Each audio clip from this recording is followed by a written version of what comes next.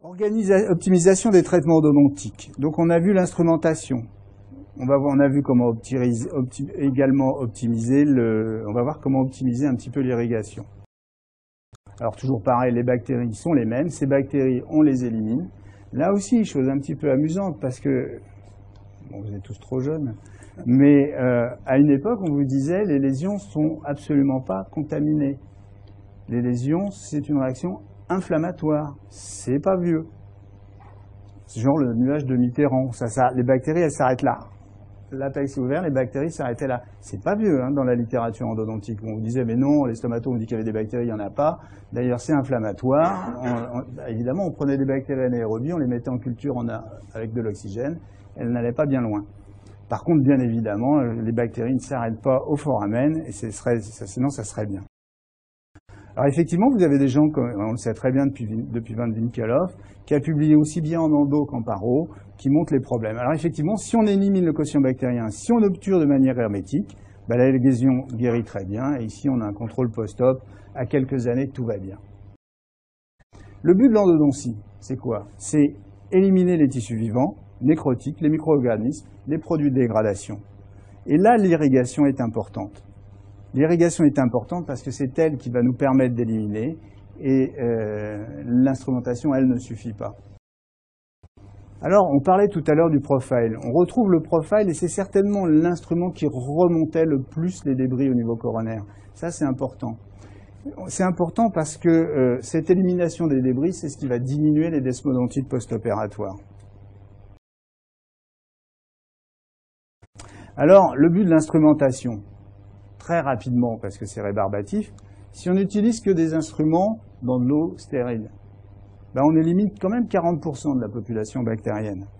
Si on utilise par exemple de l'hypochlorite, on arrive avec une préparation, si on ne respecte pas bien les temps opératoires, qu'à 60%, ce qui est quand même pas énorme. Alors, on va utiliser différents irrigants. Et alors, actuellement, il y a eu différentes recherches. Et Torabinejad, entre autres, sur la côte ouest américaine, a beaucoup travaillé, les Loma Linda, sur l'effet des actions antibactériennes, parce qu'il faut une action antibactérienne. Il faut enlever la boue dentinaire. Là aussi, on s'est posé pendant des années la question, faut-il l'éliminer ou pas? Genre, vous avez une plaie, est-ce qu'il faut la décontaminer ou pas? Il y a des fois des questions c'est évident que dans un canal, si on peut éliminer cette boue, plus le canal va être propre, meilleure sera la guérison. Ça a pris quand même des années. La contamination et également les problèmes de contamination bactérienne.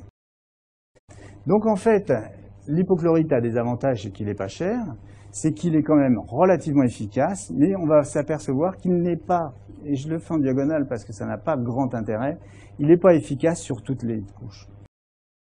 Ce qui est important, c'est qu'on sait, les études le montrent, que dans la smear layer, la smear layer obstrue les tubuli dentinaires et que dans ces tubuli dentinaires, on a des bactéries. Donc il est évident qu'il faut l'éliminer. Ensuite, on s'est aperçu que l'hypochlorite à forte dose modifiait les propriétés dentinaires, aurait tendance à fragiliser la dentine en surface. Alors, on l'utilise de manière quotidienne parce que c'est malheureusement en endodontie la référence. On va voir qu'il y a différentes solutions d'irrigation sur des cas un petit peu compliqués. Mais par contre, on sait aussi que cette hypochlorite n'a pas d'effet, et là la littérature est très précise, sur certaines souches bactériennes et entre autres l'Enterocoque fécalis.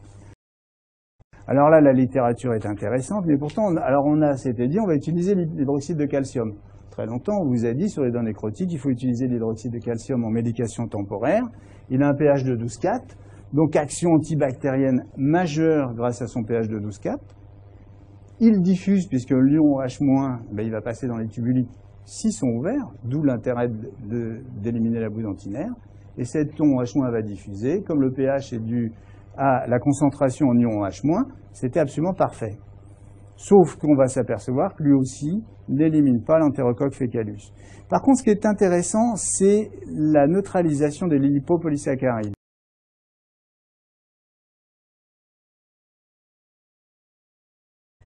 Et ça, c'est une publication de Savy et Nichols qui montre que justement, même des bactéries tuées peuvent créer une pathologie, sauf si on détruit les lipopolysaccharides de leurs membres. Là, vous avez une lésion. À l'époque, c'était un cas où on utilisait beaucoup l'hydroxyde de calcium. Alors ici, on a une dent nécrotique, on a une énorme lésion, on utilise l'hydroxyde de calcium.